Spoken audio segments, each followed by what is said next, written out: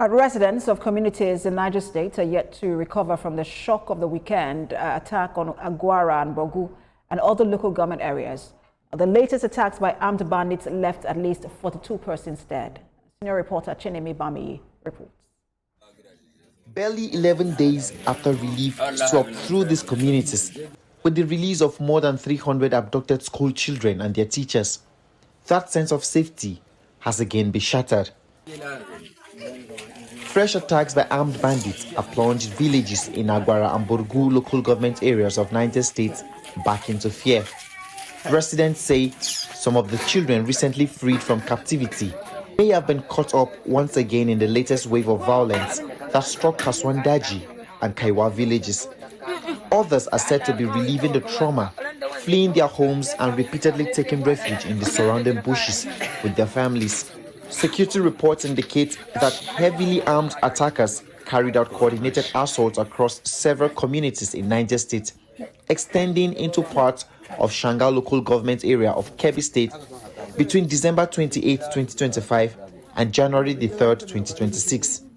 Moving in groups on motorcycles, the bandits reportedly traveled from the Borgu axis through multiple villages, killing several residents, burning homes and food stores, and vandalizing public facilities, including a police station and a Catholic church in Sokombura.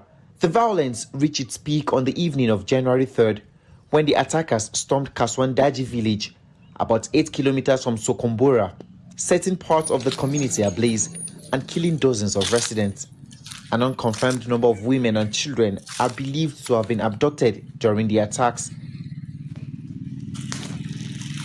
In the aftermath, fear and displacement now define daily life in the affected areas, with residents accusing the attackers of operating for days without resistance. Community leaders are calling for the urgent deployment of a well-equipped military task force to dismantle bandit camps believed to be located within the Kainji Game Reserve, warning that further delay could lead to more deaths and large-scale displacement. The Niger State government, in a statement issued by the governor's chief press secretary, has expressed condolences to the victims' families and assured residents that security will be reinforced. President Bola Ahmed Tinubu has also directed the military and other security agencies to pursue the attackers and secure the release of those still being held. A major issue of concern is the Kainji National Park, established in 1978. It comprises of the Zugurma Reserve and the Kainji National Reserve. Now, that entire reserve sits on an entire area of 5,341 kilometers square. That place is largely ungoverned, and as long as that place is ungoverned, terrorists will continue to find hideouts in those areas. Chinemi Bami, TVC News, Mina. Our senior reporter Chinemi Bami joins me on the news for more updates. Chinemi, in the wake of that attack, the president responded by giving directives to security agencies to fish out the perpetrators and bring them to book. Now we're hearing from the chief of army staff saying that they are going to deploy more personnel, more troops to that area. Just give us an update on both scenarios. High pressures. Following the directive of the president, the military has swung into action, and although we are not hearing any security reports from those areas yet, but the presence of the Chief of Army Staff in Niger State today to kickstart the Training and Doctrine Command 2026 conference is actually a show of commitment by the Army to carry out that instructions to the latter.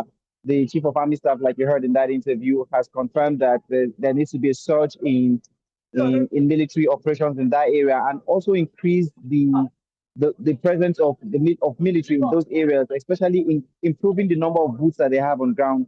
Now we know that you might not have enough boots to put in every local government area, which calls for a lot of intelligence and working with intelligence.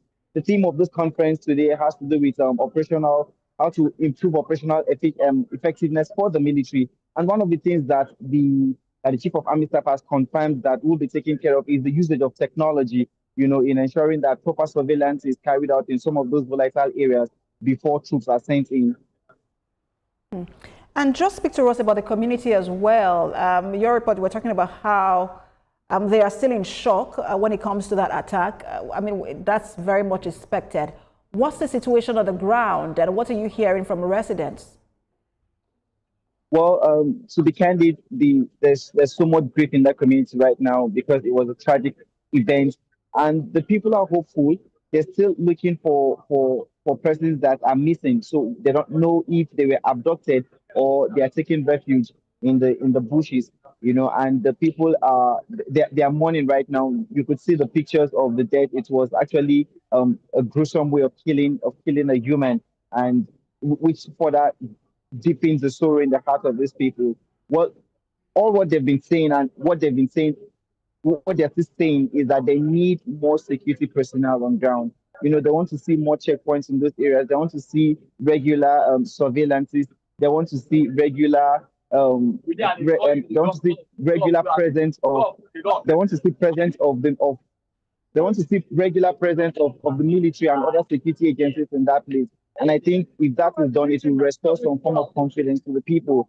Schools are set to reopen in by next week on the 12th of January. You know, according to the state government's plan, parents need to be reassured that adequate security will be provided for their children, especially in those volatile areas. So that's pretty much the Absolutely, absolutely, Shenemi. We saw that that statement released